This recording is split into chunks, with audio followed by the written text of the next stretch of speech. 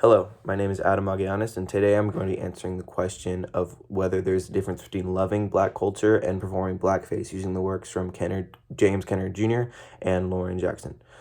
First, we need to understand the difference between cultural appropriation and cultural appreciation. The difference is that a person not of a certain race can like and appreciate aspects of other people's culture, like movies, music, and food. For example, I enjoy the Black Panther movies, but it'd be a different story if I went up to Ryan Coogler, the director of those movies, in blackface and asked for an audition to be the next Black Panther. I would be trying to become a part of a culture and history that is my own and trying to appropriate it. Cultural appropriation isn't just reserved for black culture, though, as is done to many other cultures such as Asians, Latinos, and Native Americans. But now that we've gone over that, let's look over how two authors' opinion on the subject matter. One that was written in 1845, about 15 years prior to the Civil War, and the other was written during 2017, during just now. Starting with the 1845 piece, Who Are Our National Poets by James Kennard Jr., who highlights that national poets in America started from black slaves who were able to express their struggles into art because they had some of the toughest lives in early American history, and art breeds from struggle. Kennard compares them to English poets like Shakespeare, where he says, where would have been the glory of England, the immortal Shakespeare, had the boy William received an education like that given in the 19th century to the lads of genius who have rich fathers. The same is true for black people in America. For they were taken from their homes, put on plantations to work for the rest of their lives, and given no formal educations. But without any teaching, the word that I'm not going to use that Kennard uses, these people have contrived a rude kind of opera combining of poetry, motion, of music, and of language. While they were doing this to lighten their situation, these plays were taken by white Americans to show the public.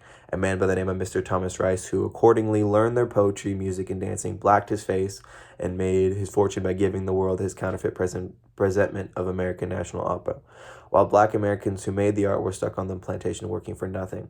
Thomas Rice would put on these minstrel shows using actors in blackface, exploiting black culture and profiting off it, while black Americans would continue to struggle for years to come.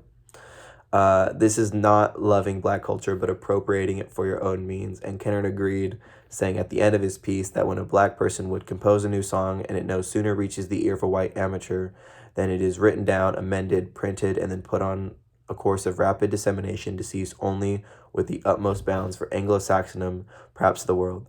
Meanwhile, the poor author digs away with his hoe, utterly ignorant of his greatness. When white people appropriate black culture, the true meaning of the message becomes distorted, and the imitation will never live up to the original. Now, looking at the modern pieces, we need to talk about Blackface by Lauren Jackson. She says about how blackface is used. She talks about how blackface is used today. With the internet being so widespread, she coined the term digital blackface, and that is used to describe various types of minstrel performance that become available in cyberspace. She describes the beginnings of minstrel performance and how they still affect today's culture, saying our most beloved entertainment genres owe at least part of themselves to the minstrel stage, including vaudeville, film, and cartoons. Tying back to Kennard's point of black people being our national poets and our modern culture originating from them. Jackson then dives into the world of GIFs, which are short animated photos the most popular of them being GIFs of black people. Saying white and non-black users seem to especially prefer GIFs with black people when it comes to imitating their most exaggerated emotions. These users will use GIFs as reactions, whether through text or reacting to an Instagram post or whatever, and most often most of them used are black people. Jackson is saying that this is the modern interpretation of blackface because white people are pretending to be black when they use these GIFs to react to something which is assuming their culture. Now that I've gone over these two authors' opinion on the subject, I would also like to give my opinion on cultural appropriation of blackface. Now, I know I really don't have any standing ground on this subject, being a white man. Actually, let me rephrase that, a very white man. But I thought I would just give my opinion on it. And I've had a very interesting relationship with cultural appropriation because I am, in fact, half Mexican, even though I look nothing like it. But when people hear me speak Spanish or eat Mexican food or be a part of the culture, most of them assume that I'm trying to appropriate it.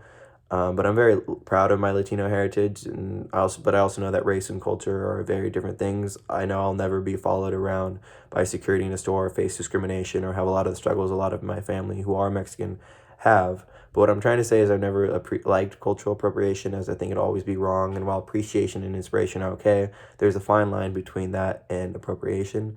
But because music today, because we wouldn't have a lot of the music we have today without black people. We wouldn't have jazz, blues, rap.